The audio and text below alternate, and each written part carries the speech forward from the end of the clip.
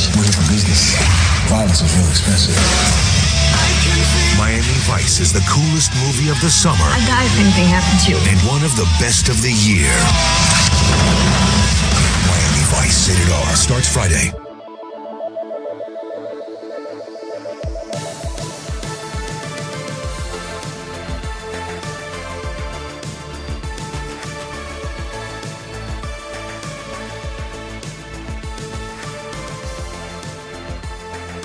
Hello, everyone, and welcome back to Cinemarcade. This is the podcast about movies, video games, and the sparks that fly when those worlds collide. My name is Steve Guntley, and I am an absolute fiend for mojitos, because this week we are talking about the 2006 film Miami Vice. Miami! That's how you say it. When you say the word Miami, everybody has to go, immediately go, Miami! It's gotta, like, that's why CSI Miami had that Scream track, you know, because, like... You mean that song by The Who? That Scream track by The Who? Scream track, yeah. That Miami-written song? Yes, obviously. Obviously, that's why they had that. It requires high-pitched noise. Sure, okay. It's like talking to a bat. Sure. Living in Miami. You talk to a lot of bats, do you? Yeah. You have some context I for never this? handle them because of rabies, but I do talk. Well, that's responsible. You know. Yeah, obviously that's responsible. If a bat is trying to get you to hold it, it's tricking you. All right. See, this is why we need you on the Vice Squad in Miami. Critical knowledge. Because a bat might be trying to fool you. Who is this special bat detective on our force here today? It's J-Ban. Hi, bat detective. Who else is here with us today? Oh, my grandma's calling. Who else's grandma is calling at She the heard moment? the Miami. She's like, Miami! She's like, Miami! She heard it from Illinois and was like, oh my God, Miami. I gotta get down there for this. I think saying tangents aloud at the top of this was a big mistake. It was a big mistake. It was a big mistake. I shouldn't be opening that door. I don't think my grandma's ever been to Florida. Oh, well, good information to have. What's your goddamn name? My name is James Crockett. And I dress like the most Florida man I can. You mean you're shirtless with a samurai sword and like meth rings around your eyes? Yeah. No disrespect to all of our Florida. Actually, you know what? A little disrespect to all of our Florida listeners. Just a little bit. Get your shit together, Florida. Hey, This is Florida, coming from Texas. This is talking about Miami. Miami has style. It does. It absolutely does. Guess who else has style? Our special guest joining us here today, a fellow actor who had the fucking audacity, the temerity to try and upstage me in our recent production of Betrayal by Harold Pinter. Nice try, son of a bitch. Yeah, this is a good way to introduce you, right? This is good. It's stoking up your ego. Where are we going? Brennan Patrick is here. Hi, Brennan. Hola, chicas. Thank you. I'm from Austin, but I got my tan in Miami.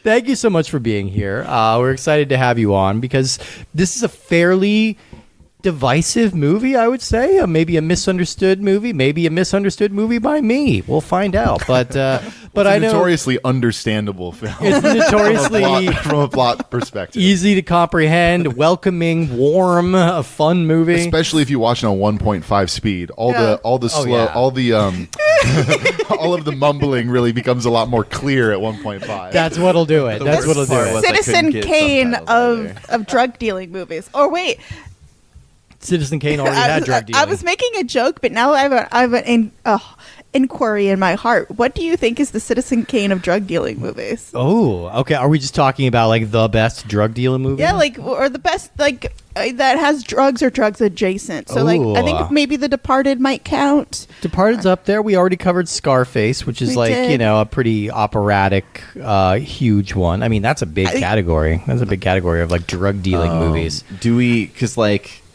this is also a detective movie. This is not a detective movie. There is no detection going on in this movie. They saw some No, stuff. it's all banging. All If of the this- detection was all banging.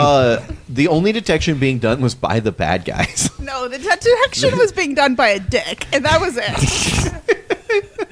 All right. So obviously this You mean from it that. was detection. Oh my God! You go away. Fuck You you. go away. But really, Brendan, I know you're a big movie nerd, much as I am, and a lot of the appeal for you to coming on this episode is not just that it's Miami Vice, but that it is the one and only time we'll get to talk about Michael Mann on this show. So tell me a little bit about your relationship with Michael Mann. Well, I think Heat was probably the first movie I saw, and I saw it in high school, which is the absolute best time to see that movie. That's the time. Wait a second. Let's investigate this a little bit more. The first movie, Michael Mann movie. Oh, okay. Yeah. I didn't see a movie until high school. Are you Amish? Yeah, first Michael Mann movie I saw was Heat. And I mean, I've either really enjoy or fully love like most of his movies. The Insider is probably my favorite. That was an early one for me where I was like, oh, this is an adult movie. Oh yeah. Like this is people talking in rooms and I'm paying attention for like almost 3 hours. Yeah. This is people talking in rooms? Hell That's yes. an adult movie? Yes. Yeah, It yeah. absolutely is. For a long time, it was like I need people, killing each other. I see what you're saying. I need cartoons The- killing each other. Only thing more adult is two people breaking up in a movie. That's why they put Marriage Story behind the beaded curtains at video stores. Yeah, this is an adult movie, everybody. You're not going to like this one. I think like most people, though, when I first saw this Miami Vice, it didn't really do a whole lot for me. This is a weird one where every time I rewatch it, I actually like it more. Interesting. I think I'm kind of with you on that, but I'm also like, I'm at 3 times watching this, and I still don't know if I really am on board. So I think you guys have Stockholm Syndrome. Yeah, are you just like fully anti? I don't know. I love Colin Farrell and I love Jamie Foxx. Yeah. Collateral, I think, is one of the movies that I think has been slept on, and I feel like Collateral is like one of the best like movies I've ever seen in my entire Collateral life. slaps. It's And that's so- Michael Mann's movie that he made right before this one. So yeah, he's coming off of that. And it's so good. And then this movie, you're just like, what is going on? It seems like you don't understand what a cop does. It's true. Do cops understand what they do these days? I don't know, but there should be some understanding that you're like, okay, I don't know, like it always pissed me off like when they would do exposés later on of people being all like, you banged your informant? Yeah. You're like, that's inappropriate. Immediately. Look, Like, John Hawkes is a handsome man. All right, you got to get in there while you can. Yeah, Colin Farrell turns to Jamie Foxx like right after he's told Gong Li's going to take her on the Go Fast boat. Sure. And he turns to him and he goes, I know what I'm doing. I know what I'm doing. It's like, I don't know what you do, Yeah, Jamie dude. Foxx just shrugs and he's like, okay, yeah. I don't know what you do. I will say somebody that did know what they were doing. The person who selected the cars. Okay, all right. I figured you would have some weigh in on loved the this. car selection. Okay. The Ferrari 430. We are enacting the Bentley clock Continental. that we have created for Justin. Justin Yeah, there's is a car allowed clock. for 60 seconds of car talk. I mean, this is a vehicle. This is a very vehicular Yeah. film. They And fly their then- own planes. We and love then the planes. boat- We What's love up with boats. the plane with a propeller on the front and the back? Yeah, what kind of plane is that? It's kind of like a fancy seaplane. Sorry, you're the clock is still on your cars. It was a super cool collection of like the different groups of like, oh, this group has like Cadillac Escalades. Oh, this group has like Land Rovers. The informant had a Bentley, which I was like, did have a Bentley Continental, which is like $150,000 car or something. So. Good gig if you can get it. Come on, informing. I mean, we should all be obviously they were informants. making money from other things. Well, yeah, obviously.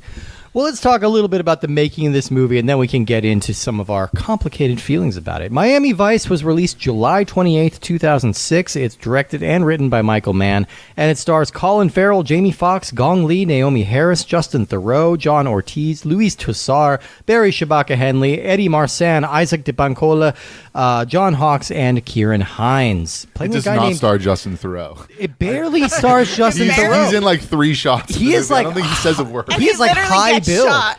Yeah, that? Justin Theroux is. I mean, he's been around forever. He's like a screenwriter and an actor. Very handsome guy. Never really like kind of became a movie star, but he's in a little bit of everything. he's the guy who got kneecapped and then performed a tourniquet on his leg. That's right. Yeah, he's got like he's in Mulholland Drive. He's in a bunch of when stuff. that Yeah. happened, I was like, I don't know who the fuck this is. Now, Was that person I wonder in the whether or movie? not he had a much bigger part and he was cut because I'm willing to bet because this movie had a really rough production schedule and a lot of different iterations Okay, over we'll time. stop interrupting you so much. Well, we'll let you talk get through about it. Okay. Michael Mann, who is maybe the Chicagoiest boy who ever Chicagoed. Just grew up in Chicago, got to start making short documentaries and working on writing staffs for TV shows like Starsky and Hutch. This led to him directing a couple of well-received TV movies throughout the 70s. And in 1981, he made his feature film debut with literally, I think, at least a top 20 movie for me. 1981's Thief with James Caan and Tuesday Weld.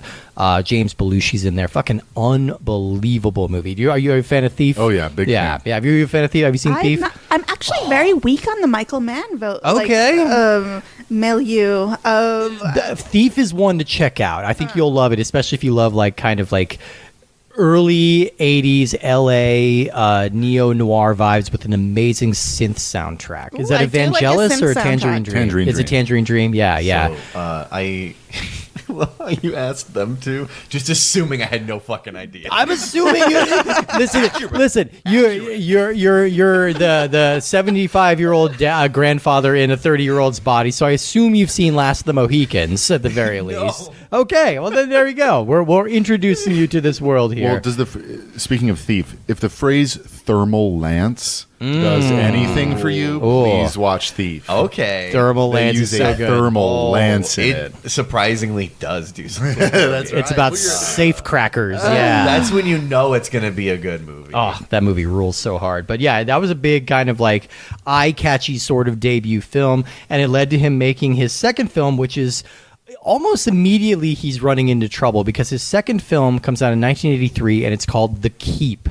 This is a movie that I secretly love, but it is literally an unfinished movie. It was supposed to be 2.5 hours long. I think it's 80 minutes. They cut more than an hour out of that movie. So it literally does not make sense. But it's got vibes out the ass. And It's the same as Miami Vice then. Kinda. Yeah.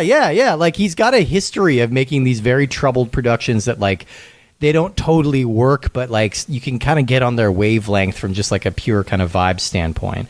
The Keep is definitely one of those.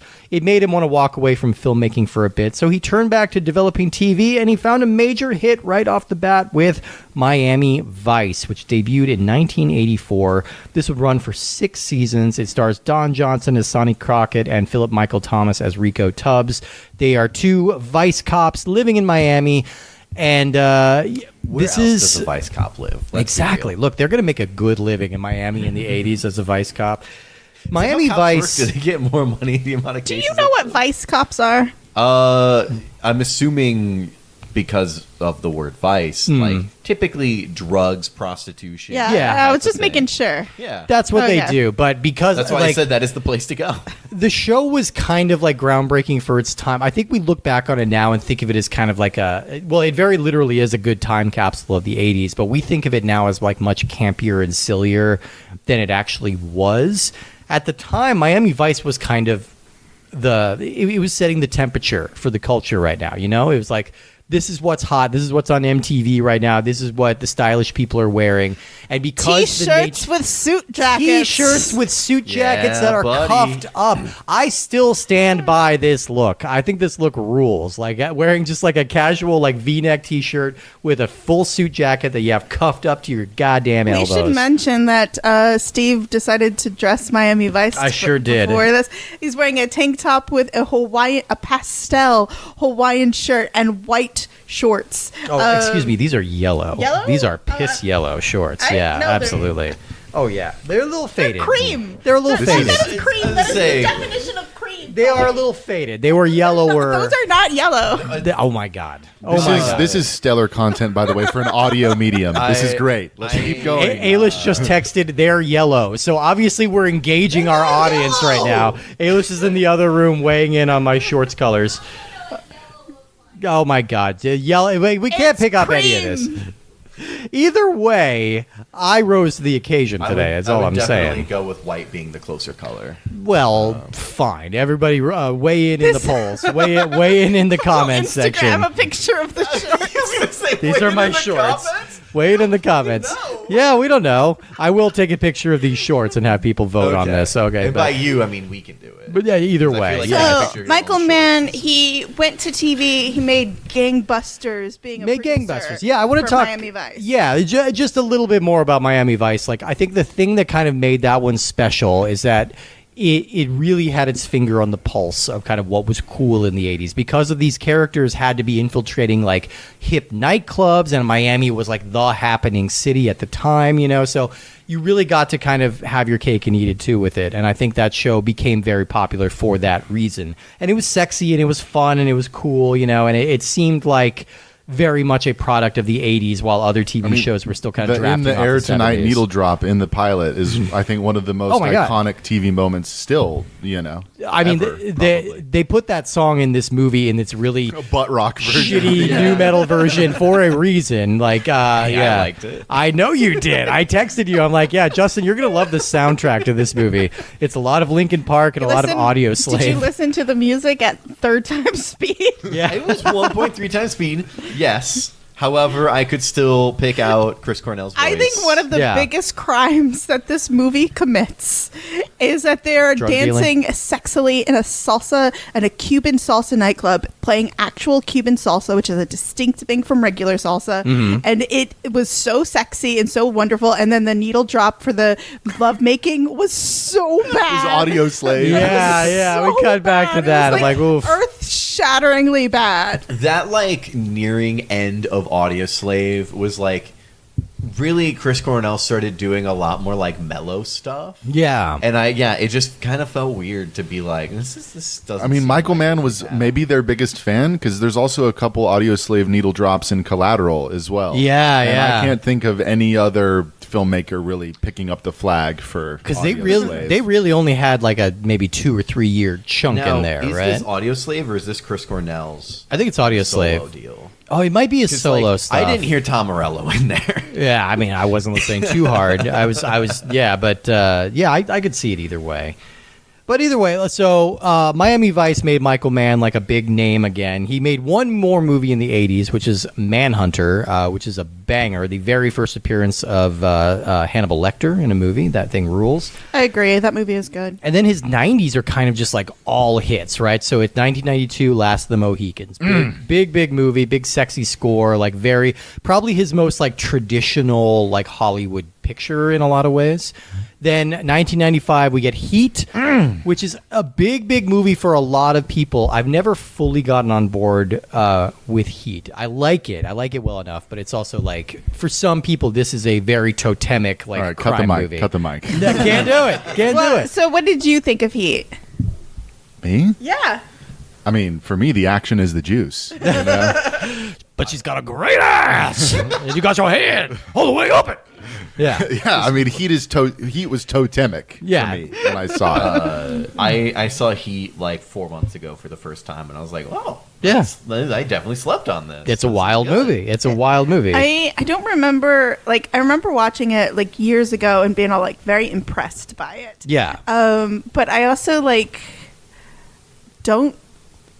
I just remember, wow, this is cool. Yeah. I don't remember distinct things from it. It's cool as hell. I know the one fact and that's the fact that there was more sexual tension in the argument of the guys than there are in most movies. I mean, I think that's a chief feature of Michael Mann films that is getting more discussed recently, but for a long time was slept on, is that almost all of them feature an incredibly high quotient of male yearning. Yeah. Male to male yearning. I mean, spoilers for the end of Heat. It literally ends with the two main characters holding hands. Yeah. And gazing off into the distance together. I would say literally never feels like intentionally or unintentionally homoerotic, but it is very much about like men who are deeply intrinsically bonded with each other. It's a little more subtle than Top Gun, but it's still a little bit, yeah. Because there's a melancholic edge to it, I think, in Michael Mann films that it deepens them for me. And of course, Heat was drafting off a lot of like the hype of like, oh, we have Pacino and De Niro in a movie at the same time. They're going to be sharing scenes together. These are like the two big guys of their generation. And then they basically have like one scene together where they sit down at a table. And it's good. It's a good scene. It's a really good scene. but it's also like so much of the juice of that movie is being built Is up the from yearning. that moment. It's that yearning. It's that When they make eye contact while Robert De Niro is pulling off a little miniature heist in the middle of the film, and they make a sort of false eye contact that's mediated by the spy camera. Yeah. So they're looking into each other's eyes through the spy camera. It's hot. Shit's good. No, it's good. It's good. I've only seen like 3 movies with De Niro in it. Okay. So- All right. And that's one of Wowzers. them. That's right. That's As a good one to person have who in there. honestly loves like mob movies and stuff. Like I haven't seen The Godfather, which I think is Oh my god. We will get to rough, the first 2. but, Yeah, we'll cover the first 2 on this show. Yeah. But it's like I have Heat. Oh, I just had his thing pulled up. I closed it. The Irishman and Goodfellas. Are like I mean, the that's 3 not a that I've bad seen. 3. I mean, I'm not crazy about The Irishman, but I don't know. Yeah. I think The Irishman was probably well written and directed, but using old people to play young people They're playing like 40 years younger than they are, and was it's always distracting. the part that like pulled things out. And also at the very beginning, there's a truck that has like an engine problem. Yeah. And it was something that I was like, it doesn't seem like the right thing. And then when I watched it like 3 weeks later with my family, and my dad was like, that's not right. If you understand where I'm coming from, that's where I'm coming from. Is my dad is just like, no, that's not how you fix that problem. Oh my God. Card talk. Well, either way, You're up to like the whole 60. you didn't use the whole 60. Heat was like a very kind of buzzy project, but I don't think it was a huge box office hit, and like it didn't really translate. But his next film was The Insider, and now Michael Mann is like a fucking Oscar player. Okay, that movie's really, really good. It's very different than anything else he did. Never seen Insider. It's really good. You would dig it. Like we get Russell Crowe, probably the best Russell Crowe performance. I'm gonna That's say like. outrageous. Have you seen Master and Commander? I have. I'm standing by The Insider. I think that might be his best performance, and I'm one of the biggest fans of I'm LA Confidential intrigued. ever. But I don't know. Master and Commander is pretty sweet. I love Master Commander. No, you're never going to hear me say a bad word about how that. hot do you need Russell Crowe to be in a movie? Because he's not very. His hotness is turned way down in The Insider. That's okay. He's still it's probably his pretty hot. schlubbiest role for Like sure. schlub is fine. Intensity is what's hot. So Russell Crowe. He's intense in that. Yeah, he's a serious guy. Yeah. But I think what's it about though? It's about a whistleblower for Big Tobacco, and about the ways that he's trying to collaborate with Al That's probably why I haven't Pacino. seen it, because I personally hate tobacco, like with a visceral, unending passion. Well, this is Like, the guy who helped take them down. He helped kind of expose that they were deliberately giving their customers cancer. So I feel like Thank You for Smoking is like one of the movies that I both love and hate, because like I think it's so well done, but it just like makes me want to break glasses over people's heads. Yeah. Like smoking is so evil. It also has Gandalf in it. it sure does. Yeah. But I mean, yeah. So that movie. He's got a name, his name's Justin. Ian McKellen. What? Wait, Michael Gambon. oh, that's not Gandalf. That's not Dumbledore. That's Dumbledore. Oh God! my God. I just got my wizards confused. You mixed up your wizard. We just did 3 episodes on Lord of the Rings. Cut the mic. Either way, so Michael Mann is now kind of in a different phase of his career. He's now the Oscar guy, so a lot of his movies are being watched with a lot more like of a prestige lens. His next movie after this is Ali, which is a biopic on Muhammad Ali with Will Smith. Doesn't super connect. It gets like a couple of Oscar nominations, but Well, and that's where he works together with Jamie Foxx for the first time. that's in right. Ali. Yeah, first time with Jamie Foxx, and then his next movie is going to be Collateral, where Jamie God, Foxx. I love that movie. Jamie Foxx gets an Oscar nominee. That's the year he gets 2 Oscar nominations. It's Collateral and Ray. He wins for Ray, so that's like a big year for Jamie Foxx. But it's also like, I think people don't talk enough about how good Tom Cruise is in Collateral. Like really playing against type and playing a hitman, and I don't know. That's a really good movie. We talked about adult movies earlier, and like so much of that movie is just 2 people sitting in a car, and it's absolutely riveting. But it does feel more like a commercial play, right? Like it feels like it's prestigious, but it's like this is a movie that it did open over the summer. It did like blockbuster numbers. It did very well. So he's got this juice. He's friends with Jamie Foxx. Jamie Foxx is the one who convinces him to go back to Miami Vice, make that his next movie, and bring Foxx along as Tubbs. So they decide to go ahead and do that. They bring on Colin Farrell to play Crockett. Colin Farrell is at a very interesting point in his career. I will preface this by saying he is one of my favorite actors alive. Like, I love Colin Farrell so much. Have you seen his new movie? No, not yet. But he's one of my very favorites. I think he's amazing. But this is kind of a weird period for him because I want to go back just a little bit before we get too far. When did y'all discover Jamie Foxx? I feel like I managed to completely miss him until Django Unchained. It was I was fairly early on board because I watched a little bit of his TV show on the WB because he was a stand-up first back in the 90s. Okay. And then his first kind of big movie where I really noticed him was Any Given Sunday, the Oliver Stone film, which he's got a pretty big part in that. So then it was kind of up and running, but yeah. I was just looking down the line and I'm like, I literally didn't see any trace of Jamie Foxx until Django Unchained came out. Oh wow, yeah. No, he was all over. I He managed was to miss all of the movies that he was in, and then looking back on it, I've heard that many of these are good movies, and I still haven't seen most of them. Yeah, no, you are in for a treat. Yeah, he's got some good ones. He's got some. And now he's got some bad ones. Whenever too. he shows up in a movie, I'm like, ooh, okay. Woohoo. This will be fun. I knew nothing about. Okay, dead air. Jesus Christ! All right, I'm cutting you off. That's how my brain works. All right, so Colin Farrell. This is at this point in his career. I think the knock on Colin Farrell is that okay, the studios are forcing this guy to be a movie star before we've fully gotten on board with him, right? It's kind of like it's like he comes out with Tigerland, and it's like, okay, here's kind of a stand-up My guy. mom would beg to differ. But then I felt like he was kind of being put. The rap on him at the time is like, all right, he's not ready to be a movie star.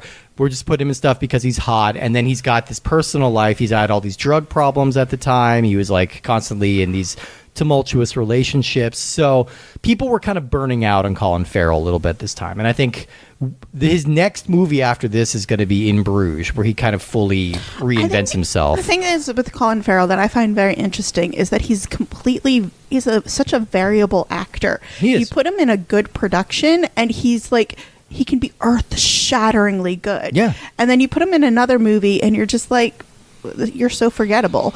And it's really interesting because he's so talented. Yeah. So I don't know what the chemistry is that causes him to be unbelievable, but I do feel like he is sort of a little meek in Miami Vice. I feel like this is my least favorite kind of era of Colin Farrell, which is they are trying to force him into this movie star mold, and I don't think that's the movie he wants to be making. Am I crazy about that? Yeah, I don't know. Well, he said that he doesn't remember making Miami Vice. This was the height of his drug problems. Fucked up on drugs and alcohol that he doesn't even recall making this picture, which I think is pretty impressive considering I think he's pretty cool in it. Yeah, there's a certain wounded puppy dog expression he wears throughout most of this movie that I don't know if it's a choice or if it's just him being sort of either drunk and or hungover for most of the production, but I think it's a really cool choice that sort of lends itself to that Michael Mann sense of yearning and melancholy. I think his chemistry with Gong Li in this is flames. Yeah, them dancing. That whole middle portion of this movie. He's an attractive man. Essentially, just a date between Gong Li and Colin Farrell is some of my favorite filmmaking ever. Did you ever I could watch see that. Marvelous Mrs. Maisel? Did you ever watch that? No. So in it, there's an episode where they're in Miami, and they're Mrs. Maisel and the dude who plays Lenny Bruce go out on an all-night date, and they end up dancing, and it's the sexiest fucking show that I've ever seen in my entire life. And it's how you should film dance, because I'm a partner dancer, and so I do feel like the way that they filmed the dancing could have been better, because they just didn't they needed to be a little bit more intense with the full body shots. I don't know what they were doing with this is the thing about dancing is you got to show them dancing a little bit. In the second dance scene they actually show her twirl or turn, and I thought that was a little bit better, but it was just there's some, like, I feel like the second dance scene where the guy gets really jealous, he's like clearly in love with her. Like, I Right. feel like that was a better dance scene than the first dance scene. I mean, them being so good at dancing together is literally like a climactic plot point of this movie. John Ortiz takes a video recording of them dancing to like the head honcho and is like, "Hey, look, like they're actually like too hot together. You have to kill this guy." Well, I just thought it was so they funny are 'cause, not like, casual. That's Yeah, what kicks yeah. off the They're third act of the supposedly, film like- is that they're too hot. Well, it was so funny because they're like, "Oh, we're in a healthy polyamorous relationship," and the other guy is like, "Fuck you!" Like, here's Yeah. a video that's they're not casual. I can tell that because they're making out on the dance floor, and that's not what casual people do. That's exactly what casual people do. They make out on the dance floor. Yeah, yeah. I mean, you know, I would.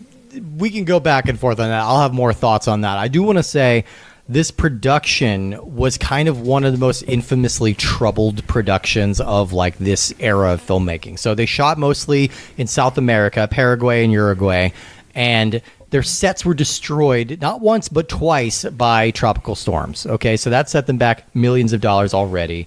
The other problem is Jamie Foxx, apparently, and by his own admission, he said, yeah, I was being kind of a shithead on this movie. He was just coming off winning an Oscar. He was swinging his weight around a little bit. He and Colin Farrell hated each other's guts. And I think that's a big problem in this movie. I feel like it's like because you're supposed to believe in their man love, Right. And their man love is missing because like It's missing they could have just entirely. had one scene where they were man loving it up, but they just completely eclipsed the man love, and it was like, what are you doing? It exists. Look, it exists in the margins. There's a very telling scene that happens where Jamie Foxx and Naomi Harris are fucking, and a hilarious bit where he pretends to nut early, and then is like, I'm joking. Just kidding. Yeah, yeah. Which is really It was kind of the one little bit of levity in this movie, actually. and Yeah. the kind of joke you could only pull off if you were Jamie Foxx. You know? Yeah, Otherwise, yeah. that's a very bold move. Right. But then they fuck for a decent portion of that scene's runtime,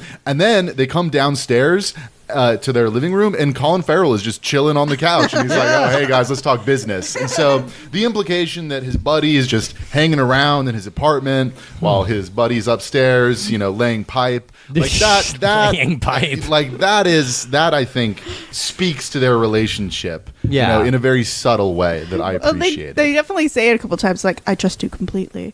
You know, it's Yeah, just like, yeah. and I think that's fine, but like, you honestly, there should have been some man chemistry. There should have been some of that yearning for each other. Because, like, that's in, like, clips of the original Miami Vice. I've never seen an episode, unfortunately. even just, but I saw like- clips. A conversation between them. Yeah. Or like sustained eye contact at one. Yeah. But they don't even look at each other like- when they talk. They Like, don't need to. I might be forgetting something, but I feel like all of their conversations are never about each other except for that moment of like, "Hey, are you sure you know what you're doing?" Yeah. I got this, or whatever, and walks off. No, they talk. That's- They talk about loads. They talk a lot about loads, Right, about they talk- moving loads, they about talk transporting business so loads. Who's got whose load? Yes. There's like they really don't hit much of a personal connection between the two. It's just like full. They're business. partners. And They're doing business. This is a knock against Michael Mann in general. I think for a lot of people who don't like his movies, Is this like the They're- inverse Bechtel test? they're icy. They're very. He's not a warm filmmaker. He's not an inviting filmmaker. And I think if you're coming to this movie, like this is set up as this big summer tentpole movie, which they kind of had to do because all the delays, all the production problems they had made the budget to this thing balloon to $150 million. They paid that much for this movie. They paid $150 million for this movie, so they needed it to open big in a summer time slot. So you're taking a movie, you're saying this is a Miami Vice movie. It's from one of the major directors out there right now. We're making it a big summer movie. And this is probably just not what anybody was expecting from their Miami Vice movie. You're either expecting something neon colored and vibrant and like And kind of fun and You- campy. Well, and And this is none of those things. for heaven's sake, what is with the shaky cam? Oh, Why? it was the digital era. Yeah, we really Why loved were they it. doing We it? really loved it back then. Yeah. No, we didn't. No, It's a lie. Filmmakers No one loved did. it. Filmmakers loved it. No, it's terrible. no, filmmakers went all in on it. You know what? And there is a proper way to do shaky cam with actual fighting, and then there's the stupid way, and Miami Vice did the stupid way. Yeah, this is kind of why I could never really get on board with the Bourne movies for like the same reason. You know, you just get a bit of like motion sickness. Really shaky at 1.3 speed. I can imagine so. Yeah, yeah. Yeah, no, I agree. It's I feel like the Bourne series did it better to the point of where it wasn't that distracting, but it was still definitely a thing where it was like, you know, it took away smoothness at points where it's like we're kind of watching a badass do stuff. It'd be nice to like feel more cool about it and less like jagged. Well, there's just no. This movie doesn't make any and I'm not even saying this as a knock necessarily, but this movie doesn't make an attempt to let you in, right?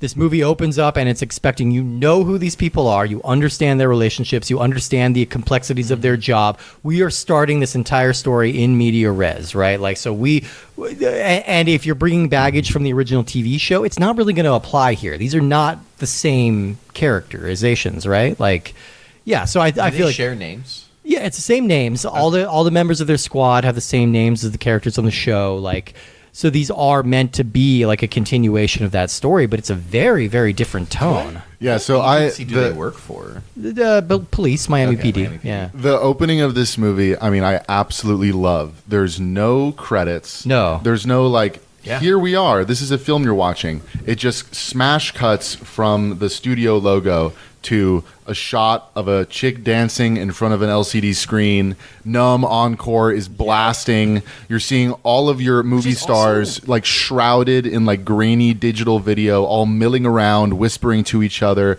You have no fucking clue what's going on. And what's hilarious is they set up this whole opening sting op that actually has nothing to do with the rest of the film. No. Isaac de Boncole shows up and you're like, oh, okay, he's showing up with an entourage. He's going to be the villain of the picture. No, he is not. They actually get totally sidetracked by a call from John Hawkes. Yeah. And that is actually what begins the real plot of the love film. how- So you're right that it is just deliberately almost trying to confuse you and start on like a torn edge. Which, Yeah. I need to be clear, I think rocks. And it's very cool. I like it. Yeah. They even say like, "We'll come back for him later" or something. They do They not. don't. fully never Put a pin in this movie. Yeah, because never heaven, mentioned. that was like, what's cool? Catching sex traffickers, but we're too busy because of cocaine. Yeah. And I want to point out that We need to move loads. they did something that typically when it happens, you know that this movie probably means business. Yeah. Which is all of the logos and opening is fully silent. Yeah. They don't have like any music behind it, any like anything. It is fully silent until they, like you said, smash into. We're just in a club now. Woo! and we're hearing a mashup of Jay-Z and Linkin Park. It's so that And, so that needle drop can hit like a truck, which it does. Yeah. And then transferring into the Felix the House Cat remix of So, Sinner Man. I Oh need- my god. Okay. The original The Sinner Man is amazing. But like this movie, the way it treats women, they get sidelined quite a bit in they this get movie. sidelined and they're nearly always victims, and you're just like, God damn it! Yeah. Give these badass women some agency. Instead, they're like no, they get hurt, so their man has feelings, and it's just like so fucking stupid. Yeah. We got a fridged woman at the get go, and you're just like, God damn it! Like all these women are good for is death, and sex. Or kidnapping. It is true that the big and I think this probably speaks to how the production was sort of falling apart, because they were originally going to shoot a big third act sequence and set piece and conclusion to the whole like drug smuggling drama in like the Dominican Republic and Colombia. And Jamie Foxx at a certain point in production apparently was like, I'm staying in the intercontinental United States. I am not Yeah. leaving American soil for the rest of this production because apparently like some shit went sideways when they were shooting overseas. They heard some gunshots near the set in the Dominican Republic, and he's just like, "Nope, fuck you, I'm out." So they had to rewrite the ending of this film, and I do think it's pretty true that it's a little This lame. movie doesn't have an ending. It's a little lame that the two back-to-back big plot movements are Naomi Harris gets kidnapped and then Gong Li gets kidnapped. Yeah. And the two like final conclusions to this otherwise, very serious and complicated and ticky-tacky drug smuggling story is just like two women getting kidnapped. So I do want to point out though that to fight for Agent Gina in the film, who gets maybe the most straightforwardly cool cop badass moment in the whole film. Yeah. They take one of the coolest exchanges in the movie and give it to her, where she's like, that's not what's going to happen. Yeah. What's going to happen is I'm going to put a bullet at 230 miles per hour into the medulla oblongata of your brain, and you're going to drop before you even know what hit you, you know? And then she shoots him like in the mouth, essentially. Basically, Shoots the like Aryan guy. So they do give the most straightforwardly like that's true. badass action sequence to a woman, but I don't know if the woman maths on it. They also didn't really introduce that character or let us know who she was. She's like standing around. She's just around. Like Justin Theroux is, yeah. She's also there to rescue another woman. Well, there's also and it's also interesting. It's like, why women. don't introduce your significant other to a drunk kingpin? Yeah. I think that's like safety planning 101. Yeah. It's like, and I still don't understand like the whole plot of him. The whole plot sort of hinges on this drug dealer being in love with Gong Li. And you're just like, what, you can't get laid? Like, why are you in love with this dude? Because it's so stupid that he steals, he kidnaps. It's so fucking stupid. That's the thing. I think it's one of those things, but because this movie is so icy in its demeanor that I can feel the heat and the chemistry between those two actors when they're dancing or when they're having their private romantic scenes. I don't really see the build-up to why he feels it's worth sacrificing or endangering this entire operation to pursue this woman. I don't feel that initial just to clarify, so you have seen Gong Li. Yes. Okay, so you know what she looks like. I understand that. So, I understand that, but also it's Miami. There are attractive people in Miami, and he's Colin Farrell. He probably has no problem. He's got a little mullet going on, But I don't feel that immediate oh, okay, we need to throw away our entire lives and risk getting shot in the head. They needed a little bit more of him he longs for her later on, but you need to start off with him longing or him trying to be like, hey, touch your shoulder. Yeah. Nonsense like that. They need some stakes because these it's so she's clearly his boss's significant. They make it complicated because they make it the boss's significant other who doesn't care about her fucking anyone, but you can't be serious, right? Yeah. And it's just I don't know, but he doesn't imagine that she's fucking Colin Farrell, and then he sees him and he's like, oh shit. Yeah. One of my other sources of knowledge of Florida during this time period is the movie Too Fast, Too Furious. Of course, yeah. The documentary. Yeah, the documentary. Yeah. Which also has a very similar thing of the one, there's more longing that happens, but two, the girl that the lead falls in love with is eventually caught in between the two. Although she's technically also a cop. Mm-hmm. But I always find it funny when I watch movies like this where it's they're undercover, but they still go to the same home with the same people, the same roommates. They definitely did not think this one through. And then when they very clearly are we know where you live, we know who you live with and who your partner is, at what point do you just go, guys, we kind of fucked this up. Right. Yeah. They made it very clear that they kind of figured them out early on. Naomi Harris being tailed. What was with the trailer park people using a bomb instead of a gun Do you know bomb making is incredibly difficult? Incredibly difficult. Look, they were making meth. It was not out of their way. You know, they were just kind of Bomb store was nearby. They had their mixture they already set up. had to do chemistry. No, You know? like, and so the whole trailer was rigged to explode, and they didn't think that they were in danger.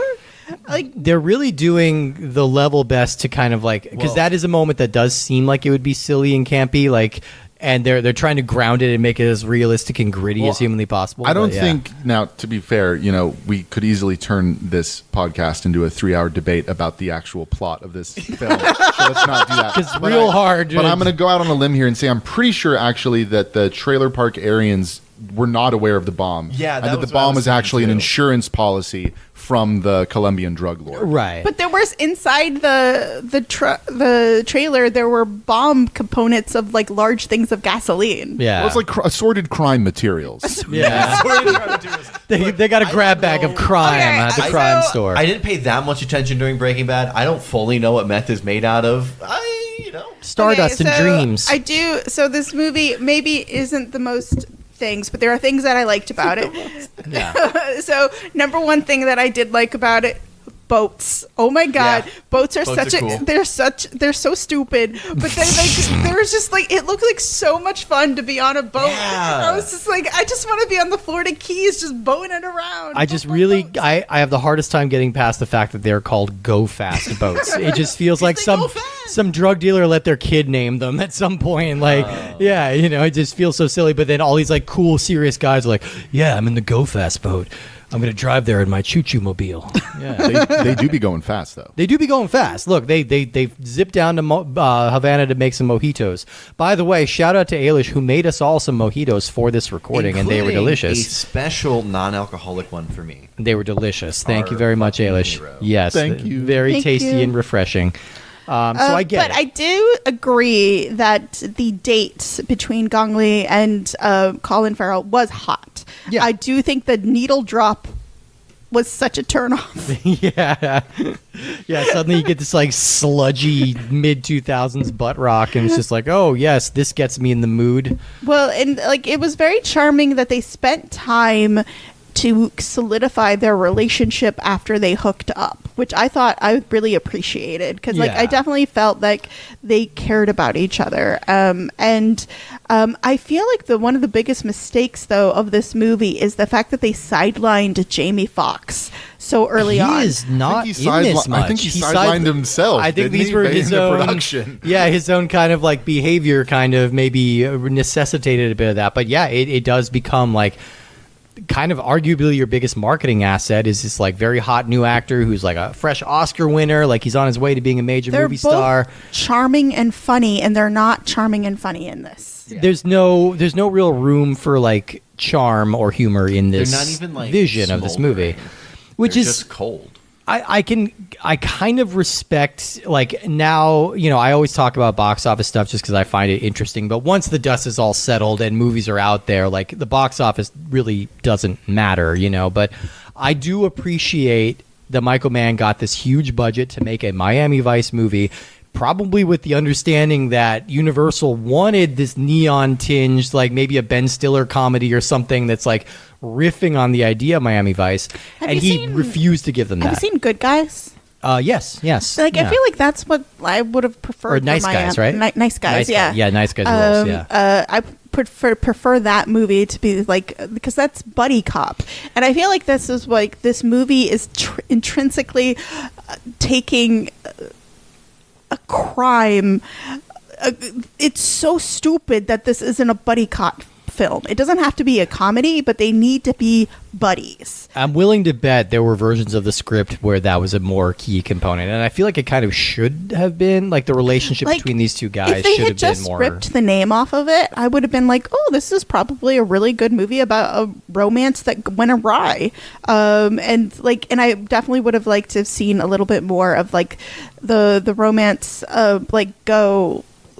be like, "You're a fucking cop," you know. Like I wanted her to be a bit angrier. Yeah. Like I think honestly, like taking her while she's down Mm. was a weak move. Like she shouldn't have been trading women like they're just fucking playing cards. You can go fuck yourself. Yeah. But to be clear, I don't think the movie's advocating for that. But the bad guy characters are doing a lot of that. Yeah, but the bad guys, like she is a bad guy, and they undermine her bad guyness. Like, how much stronger would this film have been if she would have had been taken out at the top of her power and been like in him being all like, I'm a cop.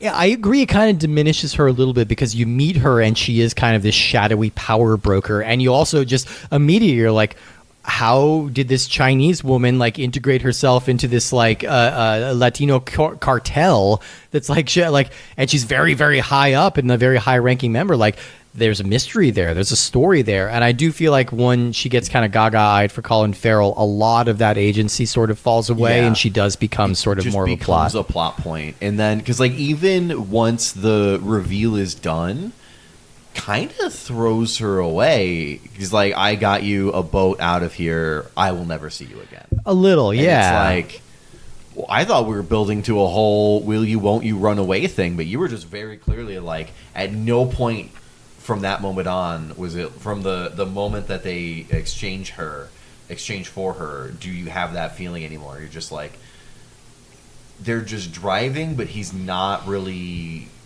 they don't have any conversations about it or anything. It's not like super intimate or personal. They're just kind of like, no, yeah, you're going to Cuba. So, but I do respect that he refused to make the movie that anybody was expecting. And so I can kind of get on board with that. I think my ultimate big problem with this movie is that a lot of it is kind of boring. I mean, am I crazy? A lot of it is just kind of boring. What are the things you loved about this film? Well, I'll say this right away. I love the look of this movie. Mm-hmm. Sure. Yeah. I think that this movie looks so unique, and I think it's beautiful in its own way. The knock on it is that it's like icy, I guess. Yeah. But rewatching him, I mean, the daytime scenes have like a very like blue hue to them, but there is no other nighttime photography in cinema history that looks like this, because they're using digital they're using like a Sony F900 and then a Thompson Viper, these two weird digital cameras that were really only being experimented with at this era, and they give you this insane deep focus during nighttime scenes with a super high exposure, so you can like see there are shots of them like talking in incomprehensible cop lingo on the tops of buildings, where you can see thunderstorms happening literally like 50 miles away, like over the ocean. Cool. You know? Yeah. And it's just, and it's like rich and purple, and that digital noise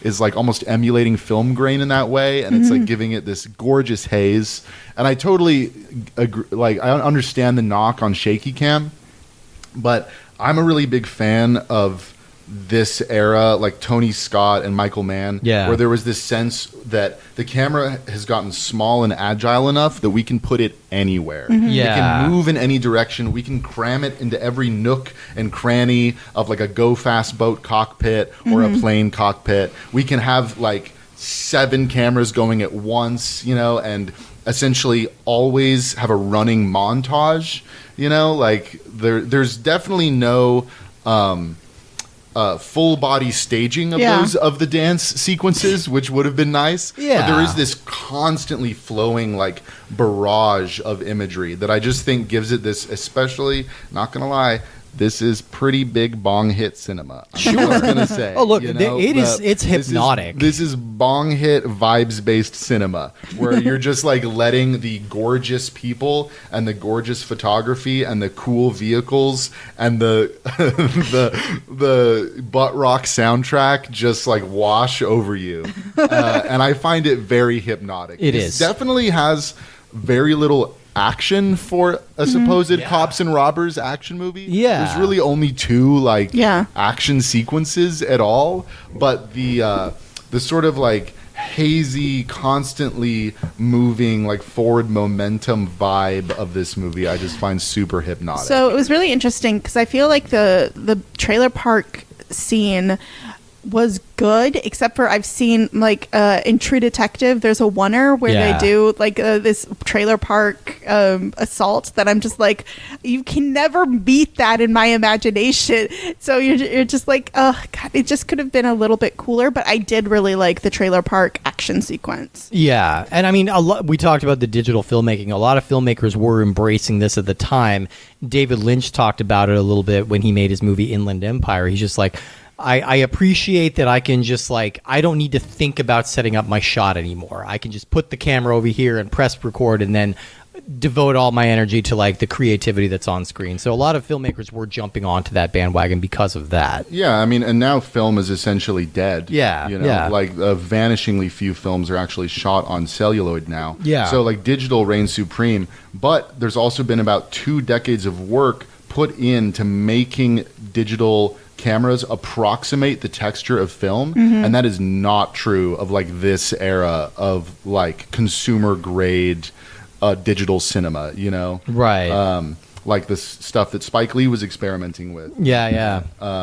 So it has like an incredibly unique look to me that makes it a time capsule, and it's sort of like what Brian Eno said, where like as soon as something cannot be replicated, it's going to be appreciated. You know, as soon as something feels like stuck or trapped in the past, people are going to try and reach out and find what was like fascinating or unique about. I mean, there was like the whole period of time in the 90s where every hip hop album had record scratches and the hiss of vinyl in it, even though we were living in the CD era. Yeah. As soon as that can be avoided, people want it back. Exactly. There's a scene we talked about earlier while we were playing the game.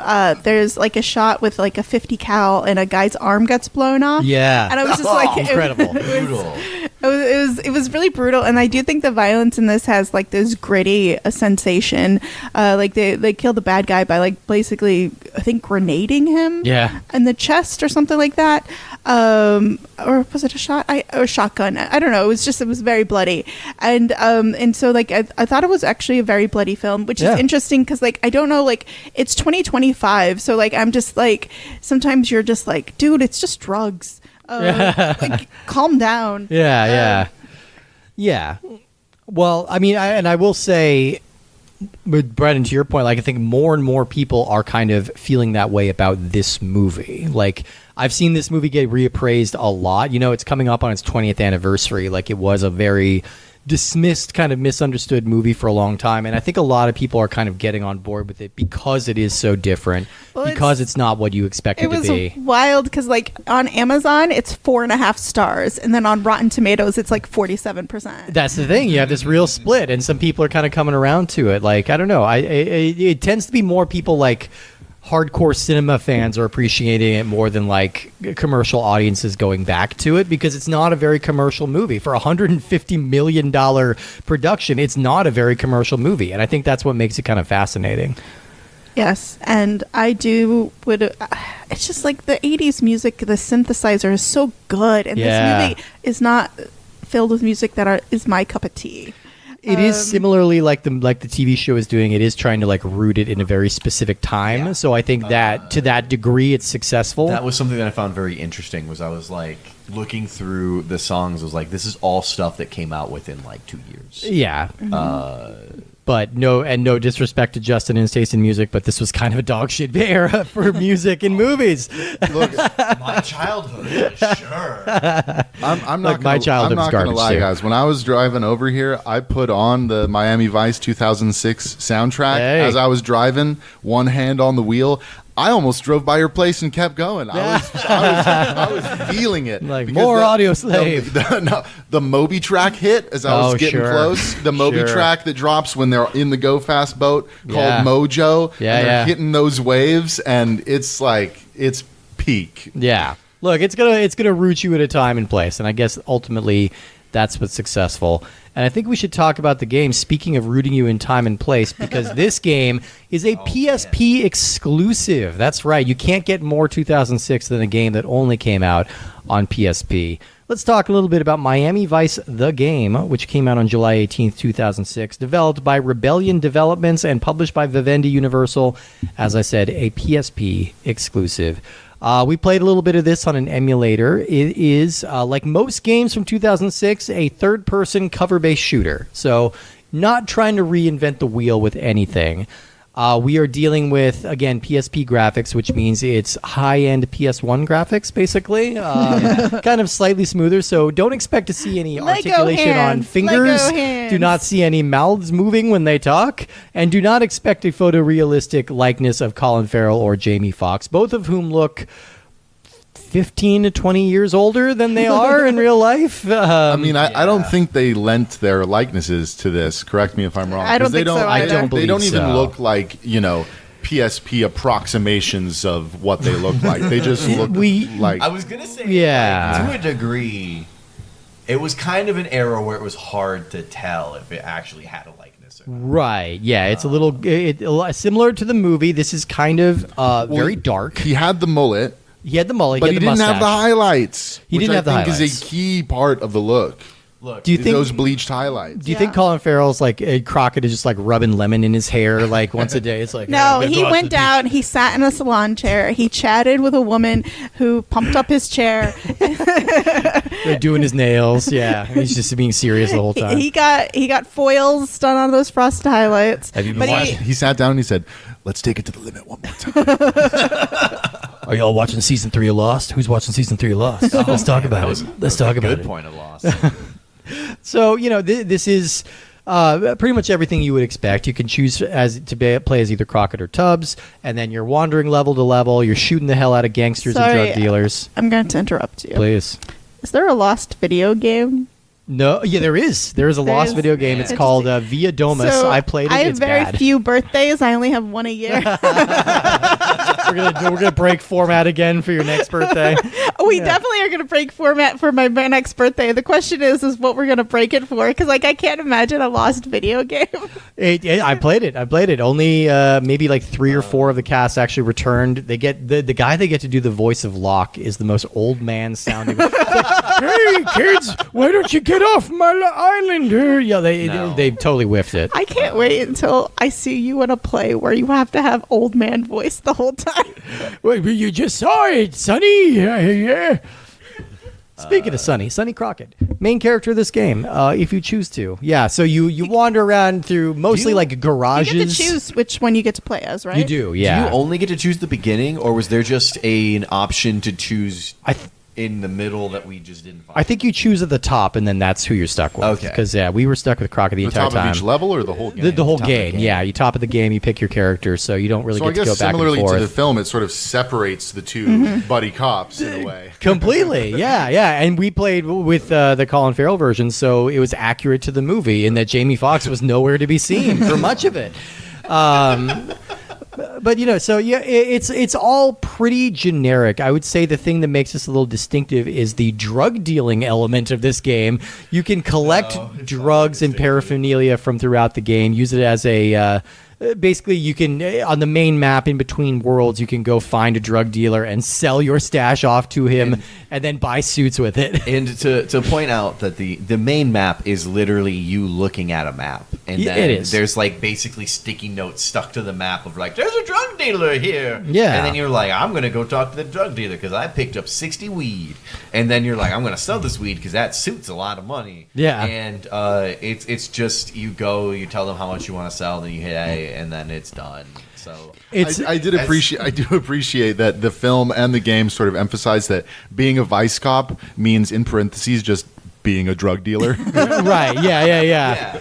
It's and the thing is, it's like, one of the things that you're supposed to spend the money on is you're supposed to sell the drugs, and then you can pay one of like the drug people that you know to give you information on the next mission. Right. It's like, we're just circulating drug money here. Yeah, we're not really solving anything at this point, but the whole thing is about 2.5 hours. We didn't play the entire thing. We watched a playthrough for the later levels of it.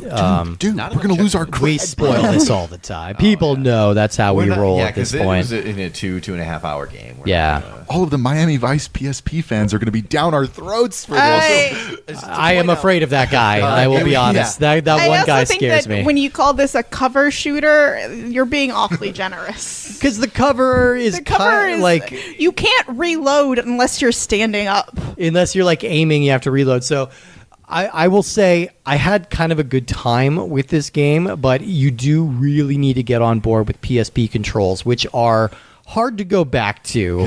The most important part is everybody who's played a video game in the last 15 years is used to having 2 control sticks, one for each thumb. Yeah. And the PSP had one and a D-pad. So you really had to get creative with controls. And third-person shooters, even first-person shooters, are kind of awkward with that because you don't have the precision of it. You have a D-pad. So a lot of times what they ended up doing was what they did in this game, where you have to hold down like the right bumper, and then that puts you into aiming mode, where you then can no longer walk. All you can do is aim. Yeah. And this is just, frankly, not very faithful to the spirit of the film. A proper Miami Vice video game would be mostly talking on the cell phone while driving around, or drinking mojitos, or salsa dancing, or going to the club. It is a very not very oriented game. Yeah. When the movie is not. Right, yeah, exactly. This is filling those gaps. This is a prequel story to the movie. There are mini games. There are mini games, yeah, yeah. Like driving a boat. Driving a boat is one. You got to go fast. Yeah, like Ricky Bobby. What was the one with the little line where you had to keep it Getting in? frisked. Yeah, you're getting frisked, and you can decide whether to show a little attitude or be acquiescent, while you're getting frisked to the guy. But weirdly, that translates to a meter. I didn't understand the logic of that game. I didn't understand how that was working, because if you're being frisked, the whole point is just you're supposed to stand there. Are you just shifting? So I was just reading the Wikipedia article, and there's something that was not discovered in either of the things that we did playing What's that? and watching it. If you get every upgrade, apparently you unlock Cokehead mode. Where you can hold down triangle and you now move and shoot at 50% faster speeds. That's the greatest. So you just start running around like crazy. It seems a little really problematic. Yeah. This was definitely that era of video games, though, And right? You said you only unlock this mode by beating the game? By getting all of the upgrades, which Okay. you have to spend money on. Yeah. So how many people do you think have ever discovered this mode? Oh my God, I'm really curious. One of them is the person who wrote this Wikipedia article. Every once in a while, we find a game where we're just like, are we the only people to have ever played this? Like, statistically, are we the... Because who's the fan? Who's the person who went out, loved the Miami Vice movie opening weekend, and then just like, we didn't even mention, like, the Miami Vice movie did lose money. Like, it was not... Like, it had a strong opening weekend, but then it never really bounced back from it. Not in the currency of my heart. Exactly, yes, which is all that matters. I've Yes. mentioned this in person, but a similar thing happened where we did Monsters, Inc. recently. Yeah. And there's a horrific dodgeball game that they made. And I was talking to a friend about like the way the podcast works, and like, oh, what you doing recently? Like, oh, Monsters Inc. And he's like, did you do the dodgeball game? I'm like, what the hell? Somebody knew it. Somebody knows played about it. this thing? Yeah. And he remembers it fondly? Crazy. Yeah, it's wild. Like, I would not have expected that anybody would remember that particular one. So I mean, one of my you never favorite know. things to think about when it comes to art is like whatever is, no matter how esoteric or forgotten a piece of art might be, there is someone out there that for them, that's their favorite thing. It's true. In the world. It's really true. And that's kind of beautiful to consider. I always love it when I ask somebody their favorite movie and they pull out some completely like random like left field take. It's like, oh yeah, I really love Secondhand Lions. Yeah, but Secondhand Lions is a big one. Yeah, exactly. Like, yeah, Pay yeah. it forward. Exactly. The whole Haley Joel Osment filmography. So like it's always fascinating. But like I do wonder how many people played this game on the PSP when it came out, because it was not very well marketed. The reviews were like mixed to positive, but like still nothing like nobody's like run out and buy this game, because you also had a glut of games like this at this time, Yeah. There are Grand Theft Auto games that are letting you deal drugs. We talked about the Scarface game that's letting Which you deal I think drugs. was a significantly better game. It was a better game. They had a few more things going for it, like there were no shortage of these kind of like gritty third-person shooter type games. So like it's pretty easy for this one to go unseen. And I'm not saying run out and like seek out your copy of it. I think it was pretty competent for what it was trying to do, with the notable handicap of being a PSP exclusive game. I thought it did okay.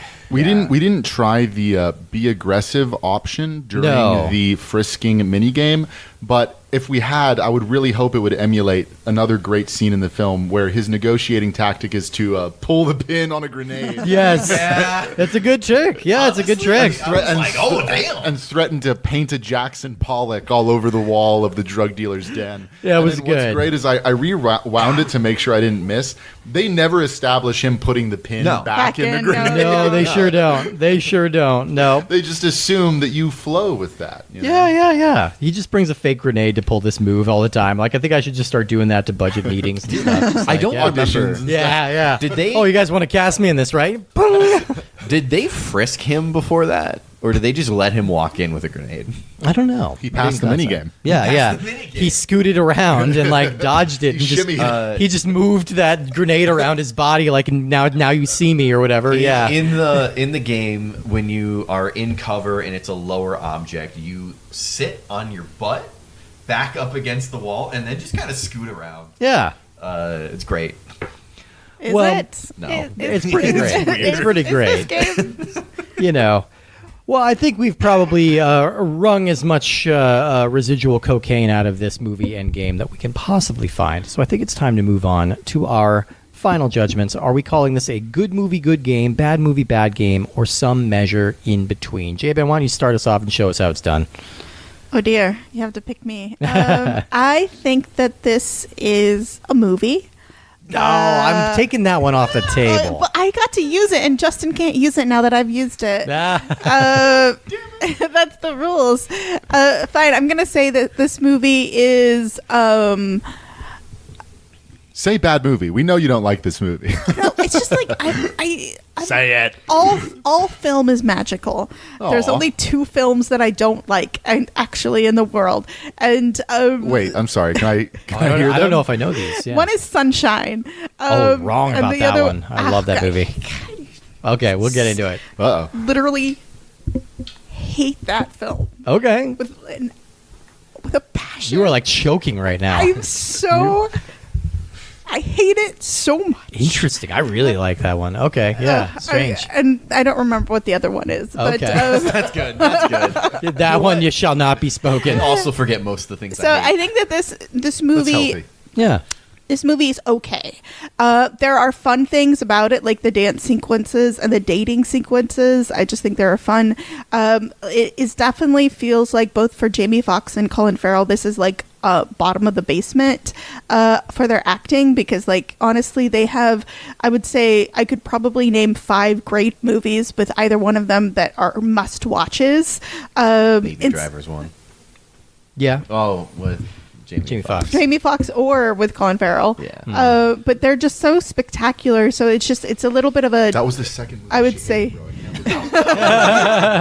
the needle drops in Baby Driver are amazing. Yeah. No, that's a great No, soundtrack. I didn't like Last Night in Soho. I didn't either. But I really hated the CGI in it. Like I Say felt it. like the I movie. saw it with her. So. Yeah. So afterwards, there was like a 25-minute. I fucking hate this movie. And even that movie that I hated at the time, I still feel like I've appreciated things about it. It just like the CGI was so bad. But anyway, so this movie is okay, and this video game is less than okay. Okay. All right. Fair. How about you, Justin? Where are you coming Yeah, down? well, J-Ban took both of the things I would have said, being it was a movie and also it was an okay movie. So it was an watchable movie.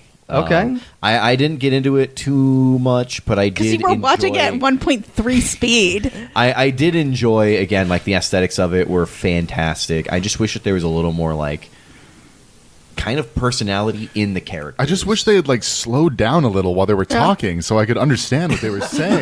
Yeah. No, I'm pretty good at fast talking, listening to fast talking.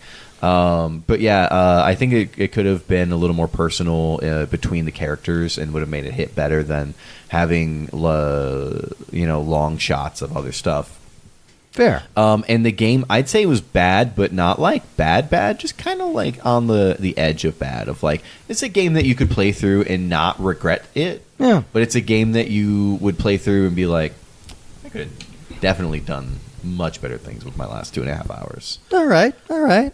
And how about you, Brennan? Where are you coming down? This is a good movie. Yes. All right. I love it. like I love it. this I love movie. it. I love it. Well, I honestly wish I was like one of the sort of Miami Vice cultists, because you're right. There's like this growing appreciation for this film where people are like, not only is this a good film, it's one of the best movies of the 2000s. Right. I It's can't meet it 5 that bags far. of popcorn. And my problem is that there's just so many other Michael Mann films that hold that place in my heart. Yeah. And there are too many flaws that I struggle overlooking while watching the movie. But I do think, like, as an experience, as a vibes-based piece of art, it's pretty top tier. Okay. And it's one that I find curiously rewatchable because I don't necessarily feel the burden of being connected to the plot or the characters, and I can just sort of let the sensation of it wash over me. And I think it's like a weirdly popular film on like cable. Yeah. Because for any 5 minutes of it, it's very watchable.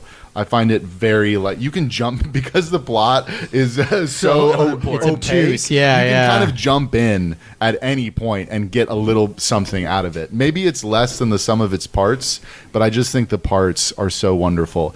And watching it now, like seeing actual...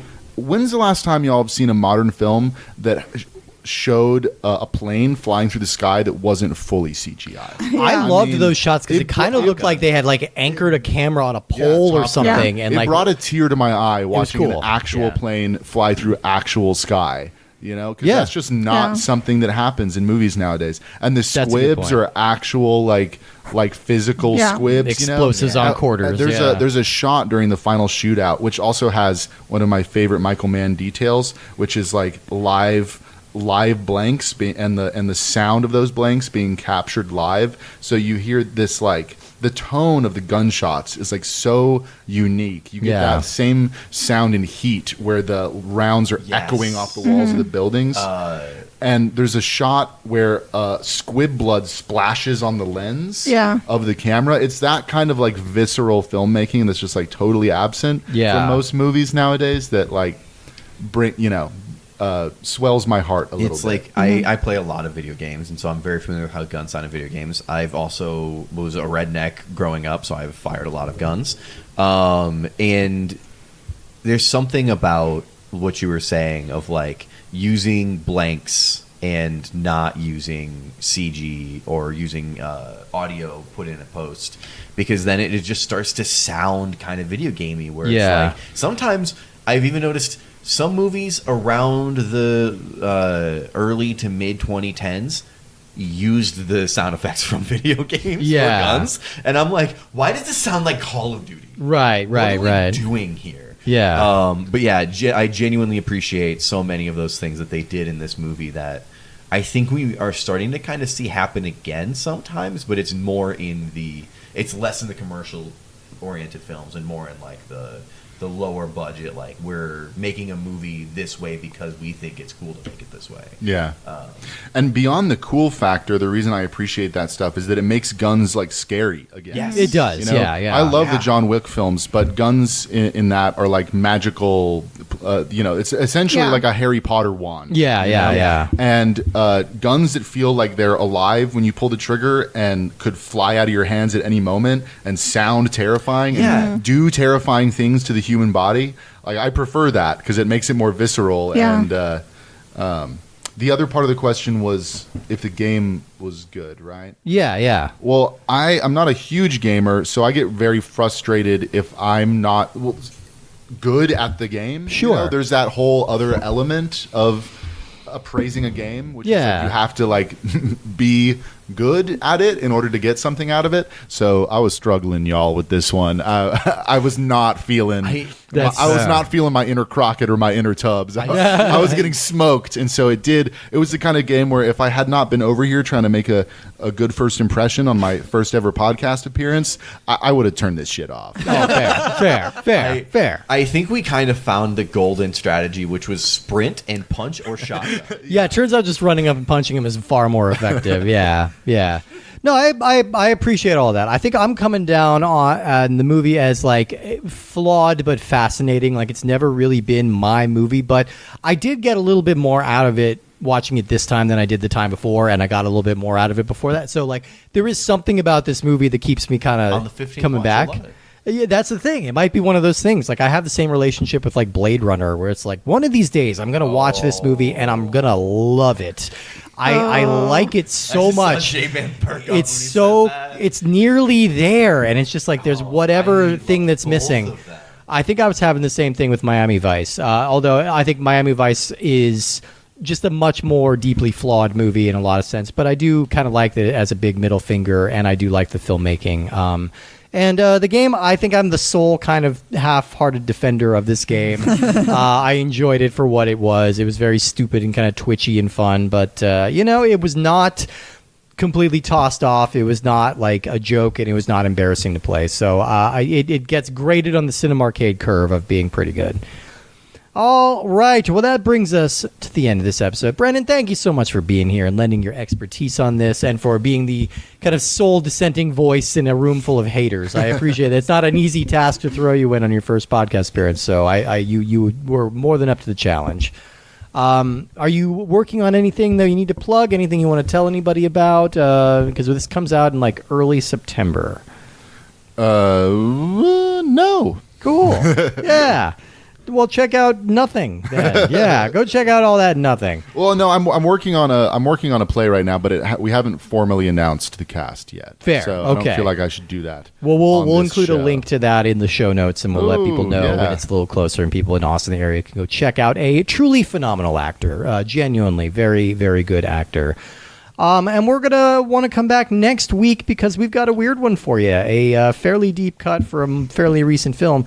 We're going to be talking about the animated movie from 2009, Astro Boy. That's right, based on the very first anime by a lot of estimations. A movie that's not really familiar to any of us, but we're going to dig into it, and I think we're going to have a good time. So we will see you next week for Astro Boy, and then guess what? The week after that, October starts. That means we are getting into our whole horror movie season. 5 solid weeks of horror movies. I could not be happier.